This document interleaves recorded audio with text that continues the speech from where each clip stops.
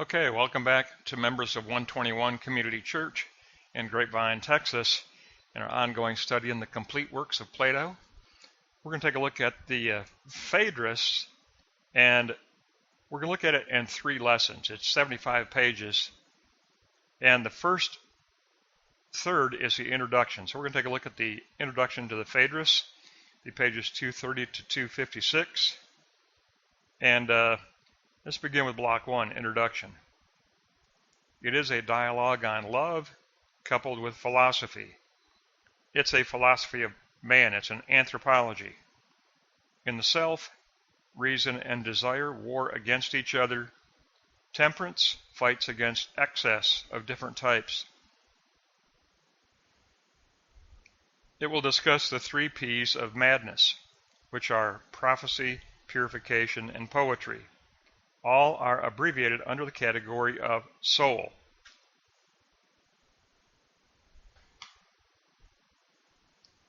Abbreviated under the category of soul.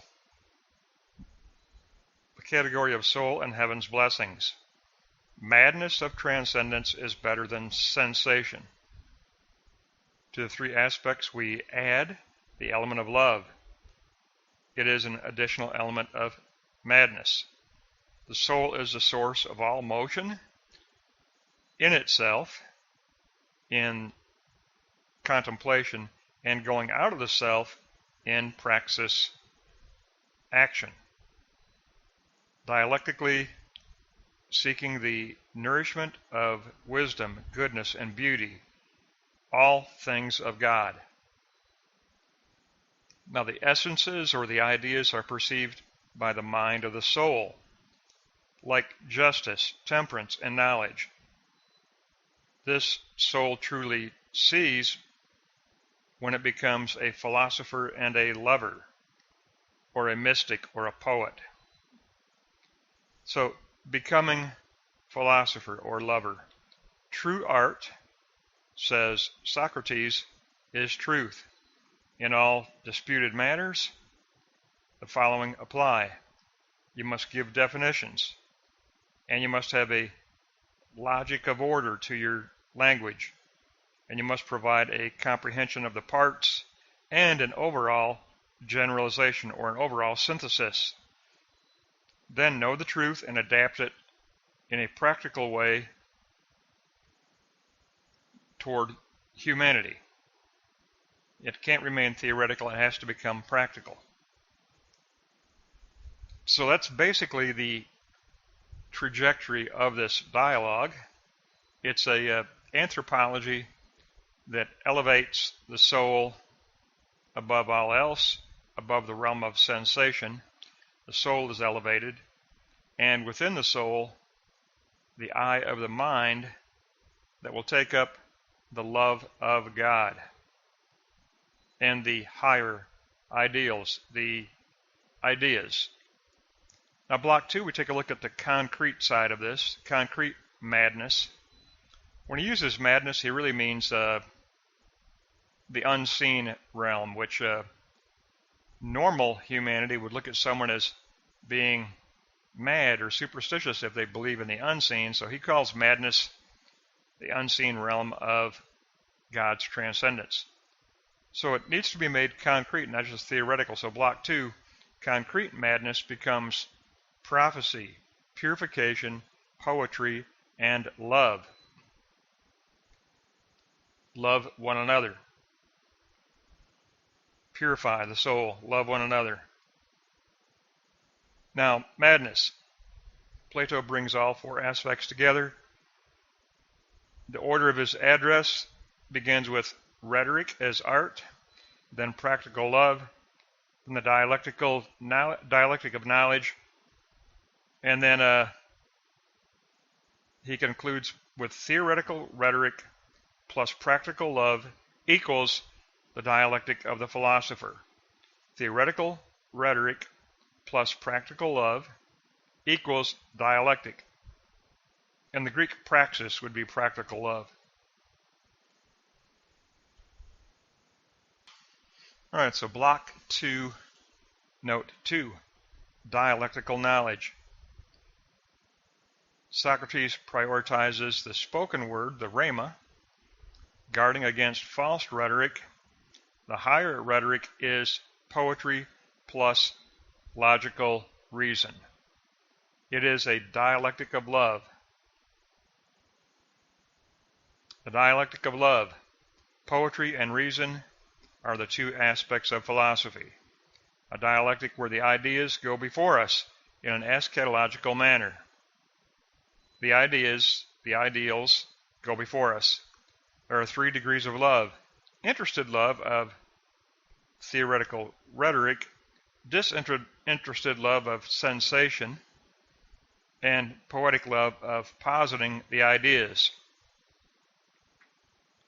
Sensation is directed toward the ideas. The mind must be purified and born again through envisioning a transformed world as heavenly beauty. So it's all about creating a world transformed by the divine idea as our duty to God. For justice and truth, the transitory or the finite is blended with the spiritual through positing the ideas, positing a kingdom of love as a mysterion, as a mystery, positing the inner unseen world through the saving knowledge of the forms, or the saving knowledge of the ideas. So I love this dialogue of the Phaedrus because it's really going to give us the ontology or the metaphysics of Plato. I like that. Now, block 3, we get the conclusion to the introduction. Like I say, it's the first third. It's about 75 pages total, so this first one, this introduction is about 25 pages. Conclusion to the introduction. Transformed by the divine idea. The absolute forms are seen by the eye of the soul in a dialectic between the flesh and spirit. Flesh versus spirit. Final victory goes to the rational soul. But the lower instincts still are latently present. The battle is an ongoing battle. The higher love of philosophy. The ideas must become concrete as visible beauty. Socrates then transitions in the second part of the dialogue to critique false rhetoric. The critique of rhetoric. He says it's really just a kind of preliminary knowledge. It doesn't compare to philosophical dialectic, appearance, and reality. We should practice the art of dialectic, dividing the parts and then creating a synthesis of the whole, with the mind returning into itself. The dialectical mind is prioritized over the written law. That which is written in the soul is prioritized. A type of mysticism is posited by Socrates. In the 4th century BC, professors of rhetoric emerged in Athens, and Plato found the rhetoric to be of a lesser truth. It didn't really compare to philosophical dialectic. So for Plato, quoting Socrates, this emerging professors of rhetoric was really just kind of an example of a preliminary knowledge, and it needed to pass into the true knowledge of philosophical dialectic that is posited here by Socrates in the Phaedrus. So it's going to be a very interesting study, I think. We're going to get a look at Plato's ontology, and it's going to be fairly long. I mean, the original text is going to be 50 pages. We have a 25-page introduction and then 50 pages of original text. Our next lesson will take the first half of the original text, the next 25 pages. But this will wrap up the introduction. So as a quick recap, block 1, I think we have to go to note 5 because it talks about dialectic. The soul is the source of all motion. We contemplate the ideas in ourselves in inward contemplative work, and then we go out of ourselves in the praxis of love and then we return back into the self to refine our apprehension of the ideas. So in block 1, note 5 is important. The soul is the source of all motion in the dialectic. The soul is the source of all motion in the dialectic. Now block 2, I think we'd have to go to the first note. Plato brings together prophecy, purification, poetry, and love. So we have the equation. Theoretical rhetoric plus practical love equals the dialectic of philosophy. So block 2, I think we've got to go to the very first note, note 1, for that equation in 1C. Theoretical rhetoric plus, and you could say theoretical investigative rhetoric plus going out of the self and practical love brings about a mature philosophical dialectic in that return into the self to refine our apprehension of the ideas. And maybe note 2 also, at least note A, because Socrates prioritized the rhema, the spoken word. Now for Christians, we know the spoken word is Jesus Christ.